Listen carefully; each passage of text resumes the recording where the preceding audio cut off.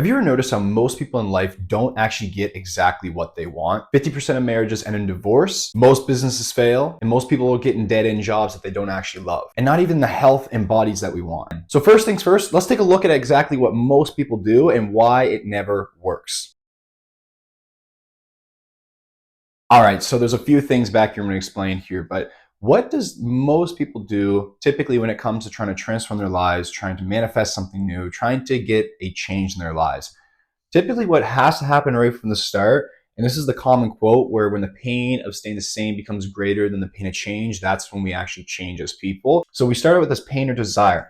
Then the first thing that we do after we experience this pain and desire is we try to take some sort of immediate action. Quickly after action, what happens? The cycle starts to occur. And here's what I mean by the cycle. And I want to share this with you too.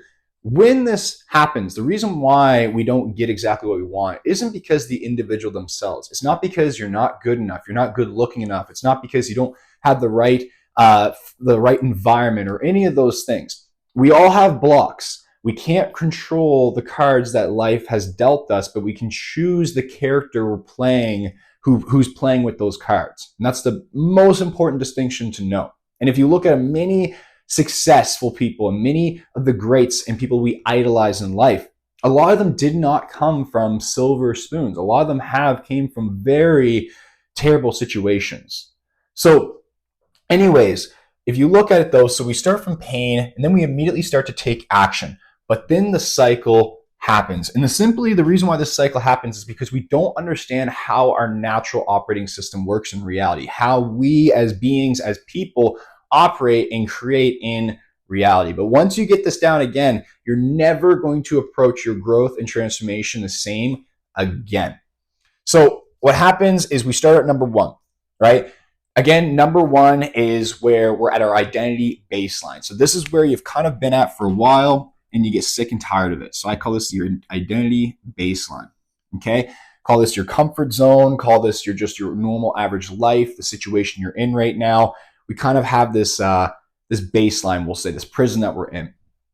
And then usually the pain or the desire comes in, and that pushes us to start to change, right? So we start to now take new actions to change our lives. And then at number two is where progress starts to happen. So with this progress, maybe if it's a relationship, maybe you do go on some dates, right? Maybe you do get a number at the bar, whatever it may be, you start talking to people.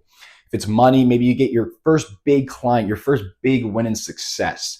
Maybe you get a first big idea excitement. You've been consistent in the gym maybe for a month and you notice you lost 5 pounds, we'll say.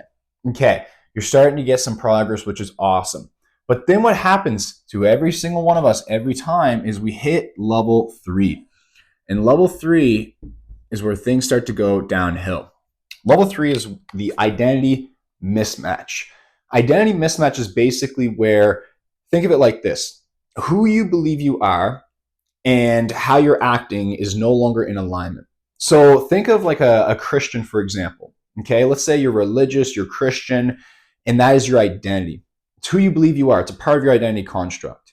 And then you start to act in ways that don't align with the Christian values. So you stop going to church, maybe you stop reading the Bible, you start to sin, you start to do these things that are not in alignment with your core belief systems. What's going to happen then? What's going to happen is that you're going to experience anxiety. You're going to experience overwhelm. You're going to feel sad. You're going to be upset about what you're doing. Something is going to feel off. And the reason why is because you're no longer acting in alignment with who you believe you are. So again, think of it like if you are an athlete and now you all of a sudden start eating terribly and stop going to the gym and training, you're going to feel off, right? You're going to feel confused, uncomfortable, anxious, etc. That's the identity mismatch. This is basically when you're acting way too far out of your comfort zone. You're acting way too far out of your current identity, who you believe you are. And outside of that realm, outside of that comfort zone, is uncertainty. It's unfamiliar. And then what happens is a couple things. Number one is your nervous system. The animal self inside you, the protective self in your body, is going to start rejecting it. So you might go into fight or flight. You might be anxious. You might have wild thoughts, like you might have fast thinking all the time, or little things like that. But also what's going to happen is that naturally your mind's going to start to go against you. Because how your brain works is that whatever you believe to be true, and identity is who you believe you are, your brain will follow that like instructions. So as soon as you start to go against that kind of program, that system, this is where self-sabotage starts to occur. This is where you start to lose the motivation. This is where you start to have that doubt and fear, but you pay so much attention to it that it starts to drown you out, right? Because it's one thing to have a negative thought, but it's another thing to attach yourself to that negative thought and actually experience that negative thought and allow it to stop you. So this is where all that starts to happen in the identity mismatch. And then really quickly, what we find ourselves into is number 4, and this is self-sabotage. This is simply you going back home, going back down to the comforting zone. So that's kind of how the cycle works. And this is why so many people don't get what they want in their lives, because they don't understand exactly how their operating system works. So again, we find ourselves in these terrible situations where we try to change our lives, but we continuously go back and back and back to kind of the same zone we've always been in. So that's the first piece there, is the identity mismatch, the cycle. And again, going back to how it starts, right, is we experience the pain, desire, we start to take action. We're hyper-focused on action, which is super important because you do need to take action if you want to change your life. Do not get me wrong. But if you're coming from the same person, if you come from the same identity and you keep acting in the same similar ways that you've always acted before, you're going to always get the same result. But if you also don't change your identity structure, it's almost like an elastic band, right? Here's a pole tied to an elastic band, and then you're trying to run away from that pole because you want change, but the band is just going to keep stretching and stretching and stretching more until eventually it's going to snap you back. So what do we do if we actually want to change our lives? Well, we need to reverse reality. We need to reverse how reality creation actually works, because what we actually want to do is not run away against the band. We want to just cut the band in the first place. So let's dive in exactly on how we do that. All right, so we're going to reverse engineer this. I'm going to show you exactly how this works here. So it starts with the new changes that we want in our lives, right? So this can be, when I say new results, this can be a new success, a new lifestyle, a new relationship, whatever it may be, whatever drug you hear to this training today that of what you desire. So if we want new results, the first thing we got to think about is, okay, how do I actually create new results in reality? Right? I can't just think things into existence necessarily. How do I actually create new results in reality? Well, it's pretty plain and simple. In order to get a result, in order to get a consequence, in order to get a reaction, we need to act. So we do need to take action. So in order to get new results, we need to take action. I would say we need to behave the right way, right? So have the right habits, behaviors. And also, though, we need to make the right decisions. And I would say also, we'll just add in on the side, is time. There's always going to be a little bit of time. But to get new results in your life, you need to take the right actions, right? So if you want to grow muscles, you need to work out your muscles, right?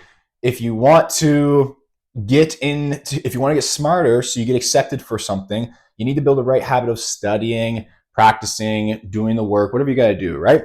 If you want to be around the right people, if you want to be around the right situations, you got to make the right decisions that's going to put you in the right places. So if you want new results in your life over time, we need to make sure we're taking the right actions, we're behaving the right way, we have the right habits, we're making the right decisions. Okay, what if I told you that there is one thing about you and your operating system that determines all of these pieces where you will naturally act towards this? And this is what we call is your natural motivational mechanism. And basically what this means is that you will naturally act towards what you believe is best for you. So that's also kind of how your brain works. You're naturally motivated to do the things that you believe is best for you. Key word though, believe is best for you. Not what's actually best for you, what you believe is best for you. You will naturally act towards automatically.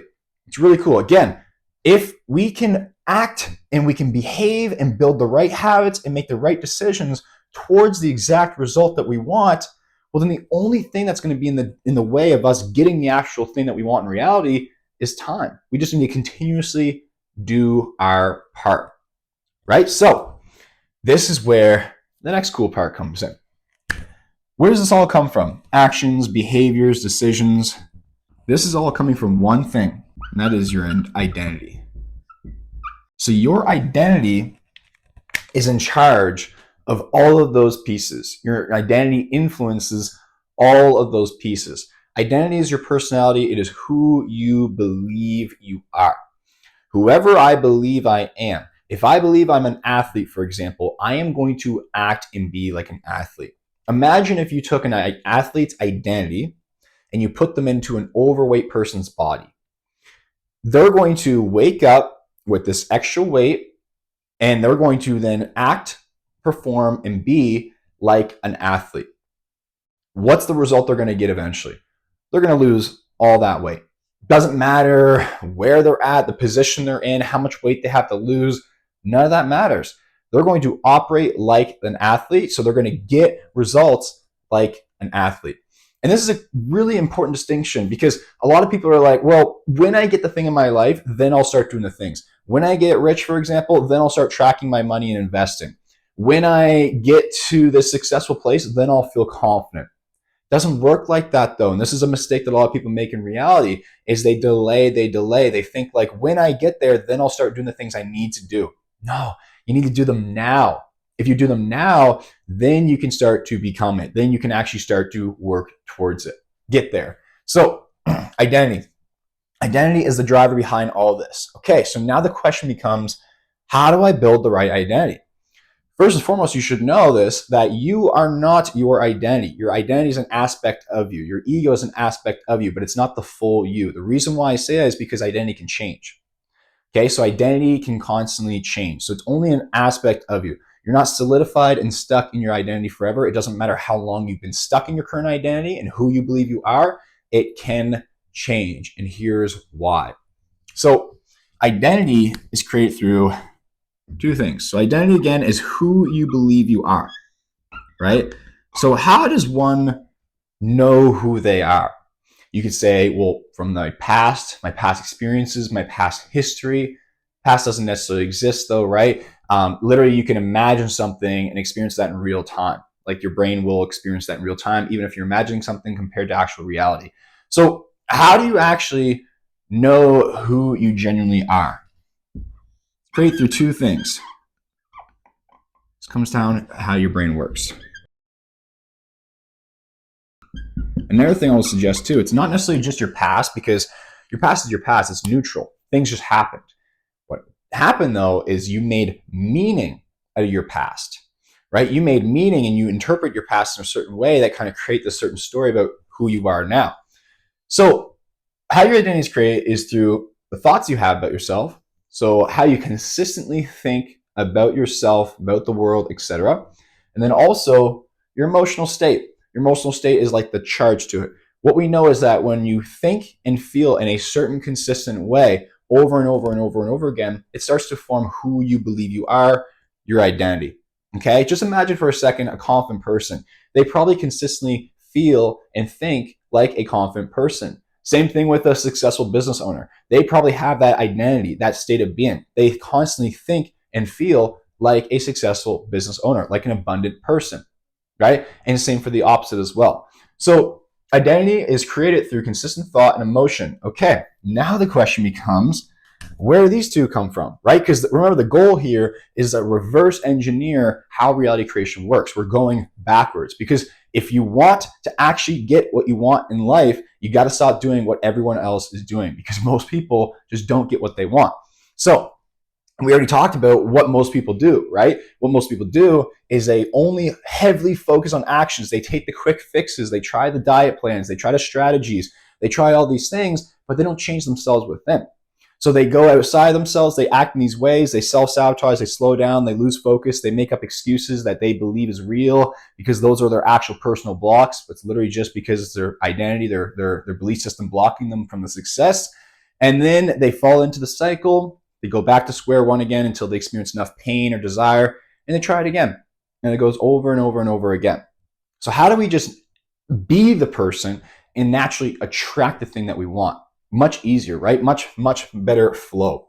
Well, thought and emotion. Okay, so because if we change identity, we're naturally going to act in alignment towards the result we want. So thought and emotion, where does this come from? How do we change our consistent thought and emotions so we can change our identity. Okay, well, number one is knowing that you are not your thoughts. You are the receiver of your thoughts. You know this because if you ever done a meditation long enough, you go into the present moment, and inside the present moment, or if you're acting and doing an activity that you love, or if you're just like sitting there with yourself being present and you're noticing like, oh, I'm thinking about my thoughts. I'm noticing I'm having these thoughts. I'm noticing I'm having these emotions, not reacting to the emotions, not getting so caught up in the situations, but you notice yourself getting caught up in the situations. You notice yourself feeling the emotions.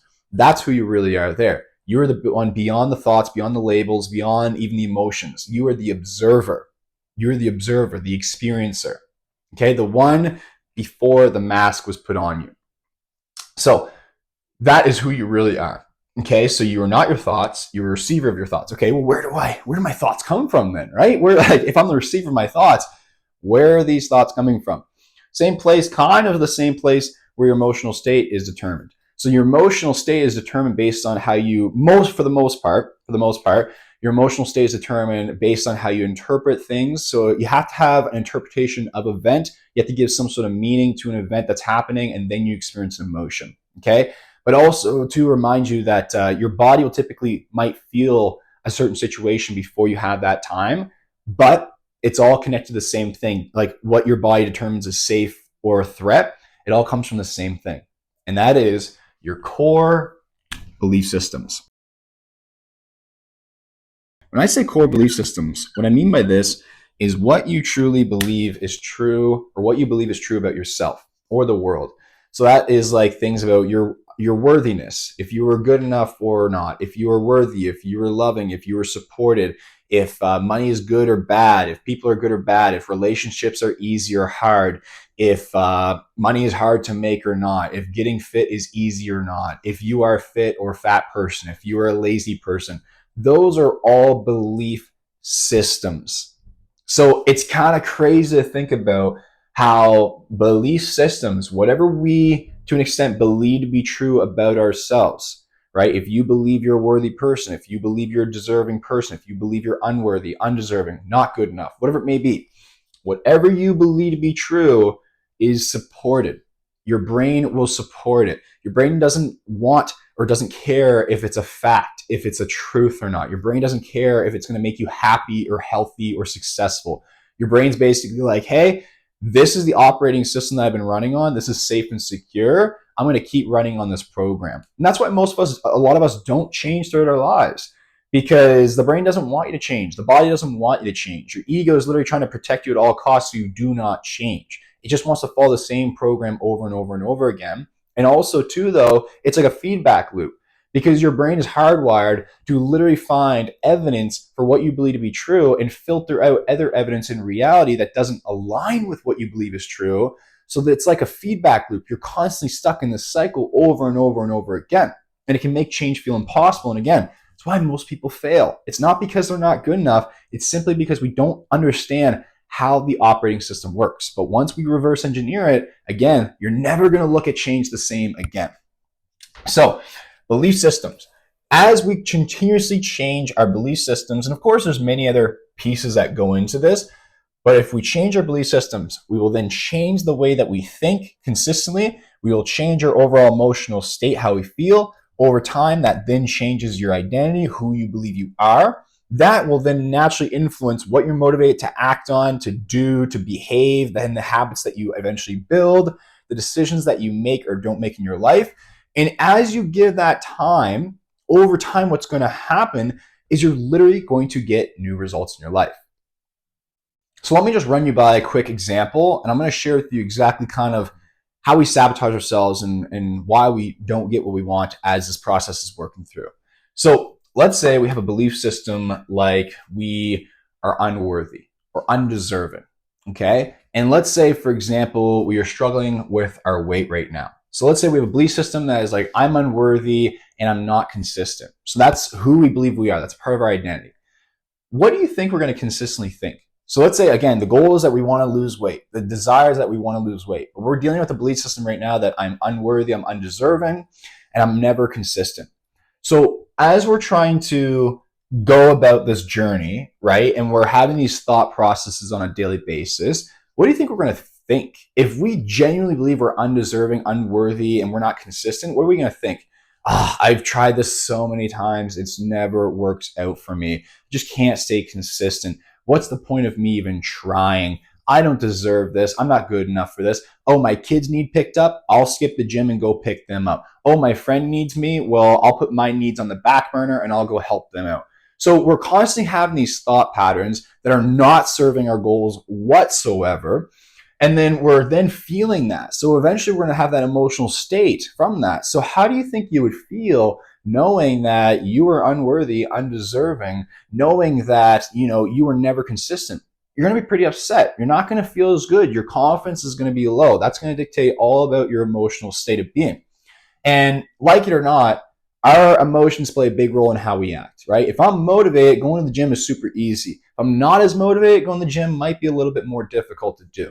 So as we are thinking and feeling this way and we start to build this identity, how it's going to be so hard to act towards the result we want because it's totally going against the grain. There's so much friction there, right? It's like, well, I'm not motivated. I'm never consistent. So you skip the gym then, right? Like, how do you think you're going to act if that's what you believe to be true about yourself? That you're unworthy, undeserving, and you're never consistent.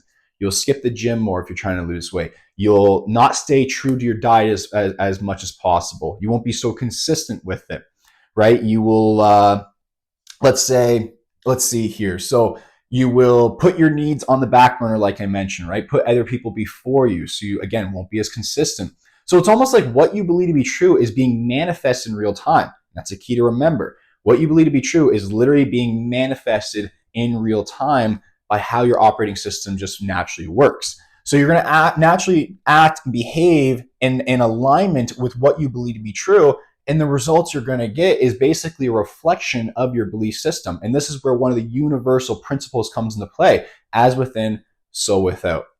So that is a really cool example on how that works. But again, imagine if we had a powerful belief system, right? Like, I am worthy and deserving. I am good enough. I am a consistent person. We're going to think and feel that way. We're going to act that way. That's going to be our identity. And therefore, the results are going to be exactly in alignment with what we believe is true. Pretty crazy to think about. But once we really get this down, your life will drastically transform. So that's kind of how the operating system works. Now, a few little keys, gold nuggets that I'll share with you before we move on to the next section. But these are just little pieces because not part of the whole training. This would take way longer to explain if so. But a few other things that a lot of people try to do as they're trying to change is, one thing they try to do is they try to control the whole show. So they try to take on every role. And this is a huge thing that sabotages people when they're trying to change their lives. They try to have too much control.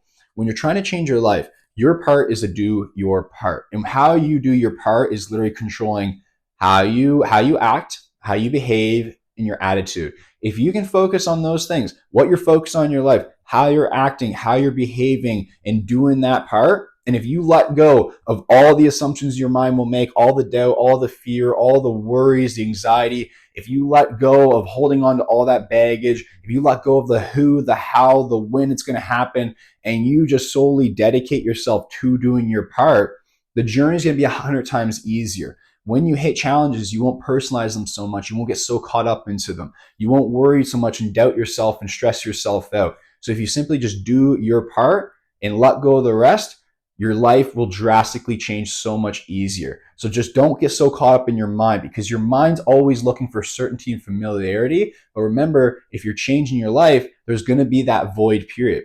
And I have a video that goes exactly into how to master this void and get through it if you want to watch it. But your mind will naturally want certainty and familiarity and wants to always predict things. But that just creates unnecessary chaos. So your goal is to be stepping into the observer. Observe the negative feelings and thoughts and the worries and the stresses, but don't attach to them. Don't jump into them. Just focus on doing your part and trust. You have to have trust with this. But as you continue to follow through and do your part, you will build trust, because you will find evidence and you'll see how the changes start to happen in your life. It's pretty beautiful. All right, so now I'm going to share with you some exact steps that you can take moving forwards on how to apply this in your own personal reality to get the results that you want in your life. All right, so there's 4 keys I'm going to give you here today that you can take moving forwards on how to reverse this reality creation to actually get what you want.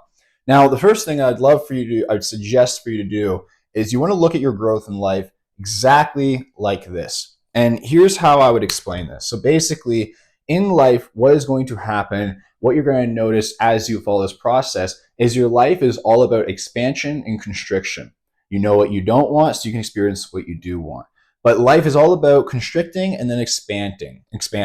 Now, again, this is very similar to the other cycle that I broke down, but the only difference is that the other cycle is like so, and it stops right there, right? So it goes up and it stops right here. But the key is, how do we break through this piece here so we continue to expand? And as you continue to expand, you hit new levels. As you hit new levels, new doubles. So you constrict and then you expand again. So that's kind of a good way to look at your life, your progress, your growth, and how things change.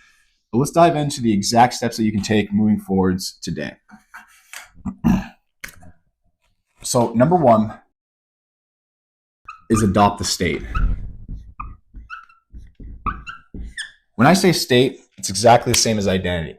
So number 1, though, is you want to adopt the state of the desired self. One of the easiest things that you can remind yourself as you're working on changing your life and transforming yourself is simply, whenever you're lost or stuck, ask yourself the simple question of, if I was already at my goal, how would I think and feel about this? If I was already at my desired self, my desired goal, what would they tell me to do right now? And oftentimes an answer will come. It's pretty fascinating, but it's super simple, but it works almost every single time. But the first thing that you want to do is that you need to make sure you're acting in alignment towards the desired result. So what you do is you basically think of the person that you want to be as if you already had the result, and adopt that identity now. Remember, identity is thought and emotion held together. So you step into that state of being. So how would they think? How would they overall feel? What does that lifestyle look like, that routine, etc.? Then you adopt that in the now, in the present. As you adopt that state, okay, so let's say that's right here. As you adopt that state, then you're going to take action. Okay, so number 2 is action. Action in alignment.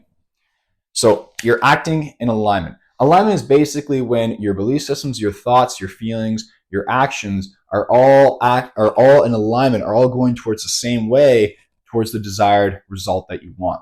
So now you're acting in alignment towards the thing you want. You adopted the state of being, you take action from that state of being. Awesome. So now your life is starting to progress. You're starting to get new changes. Then you're going to hit this period here. You're going to experience resistance. Okay. So number 3 is resistance. Resistance is going to happen. But here's the thing about resistance is basically you want to think of it like this. So you're operating now on a different level, as a different person, from a different operating system. So as you're operating on this new different operating system, right, you're approaching life in a different path. Think of it like this. When there's a snowstorm and there is 2 paths you can go down, the path that is unfamiliar, so nobody walks on that snow path, and then the path that's already padded down, that's how your brain works. It wants to take the path of least resistance. So the path of least resistance is following the past self, the past identity, because that's what's safe and secure. That's certain. So we naturally want to walk down that pathway in the snow. But when you want to change your life, you can't follow the same pathways because you get the same results over and over and over again. So you got to go into the unfamiliar. You got to go through the snowbank and kind of carve out your new path. So this is where, as you're carving out your new path, resistance is going to pop up. This resistance is old belief systems that are now coming to the surface that you can work through and let go. The reason why I say they're old belief systems is because as you're walking this new path, you're going to have fear pop up. You're going to have doubt. You're going to have negative thoughts. All of these things, all these negative thoughts, emotions, ideas that don't serve you. And remember, all of those are coming from one thing, which is your core belief systems. So it's negative. If it's disempowering, it means that it's a disempowering belief system that no longer serves you and where you want to go in your life. So this is where you have the opportunity where you experience resistance and you can find the learning lessons. You can learn, okay, how do I need to adapt? How do I need to change my perspective here? How do I need to change the way I'm thinking? Or why am I feeling this way? What meaning am I assigning to that? Is that belief system powerful or disempowering? Because remember, your beliefs, it doesn't matter if they're rooted in truth or fact, your beliefs will always support you. So you may as well have the most empowering belief systems for yourself and the world. Now, of course, being realistic. So you hit resistance, awesome. Because remember, when people normally hit resistance, this is the exact spot where we self-sabotage, right? We think that, hey, because what happens is that when we start to carve down this new snow path, we personalize with it, right? That's the ego. We're like, oh, I'm on the wrong track. Things are not working out for me. It never works out. This is too scary. I need to go back. I'm completely lost. And then we personalize ourselves with these thoughts. We identify with the thoughts, forgetting that, hey, it's just a thought. We don't need to personalize it. It doesn't mean it's the truth if we're having this thought. So that's what happens to most people. And that's why we self-sabotage and we get stuck again, because we don't learn the lesson. We constrict and we don't learn what we need to learn so we can then expand. So then the cycle is just going to repeat itself. But if we can, in this resistance, if we can learn exactly our old patterns, we can change our belief systems, we can do the proper self-reflection, which I'm building an entire community for this, by the way. So if you do want more frameworks and actual help, stay tuned. The community is coming here soon. But if we can do that, and we can go through the resistance and we can learn exactly what we've got to learn and change our perspective or what do we got to do in it, then guess what? The cycle no longer needs to repeat itself. So we can then grow and expand to the next level. We can bring our new belief systems that are aligned with the new version of ourselves that we want to be, and we can take that into our new life, into our next level. That's basically how you quantum leap as well, by the way, is that if you change multiple belief systems at once, your operating system at once, that's a quantum leap because you're taking a massive change, a massive shift forwards. So anyways, that's how it works. And then you start to expand. And then the last step in B. Now, what I mean by B is basically like integrate, embody the new changes, the new lessons, the new growth. And then you just continue to repeat this process as you go. And as you continue to do that, what you want is going to run towards you. You're going to see new opportunities. You're going to see new avenues. You're going to automatically act in alignment, behave in alignment. And if you just give it time and if you do your part, because remember, you got to be patient. How do you be patient? Focus on the present. Do your part. Trust that you're doing the right thing. And as you do that, you're going to get the things that you want. It's going to be very similar to exactly what you want. It's probably going to be even better as well because you're acting in a complete alignment. So that, guys, is the training for today. If you like this training, make sure you do like and subscribe. It really means a lot to me. I appreciate it so much. Leave a comment down below what hit home for you most today, what resonated. And again, thank you so much for being here every single Monday and Thursday. I'll see you guys on the next training.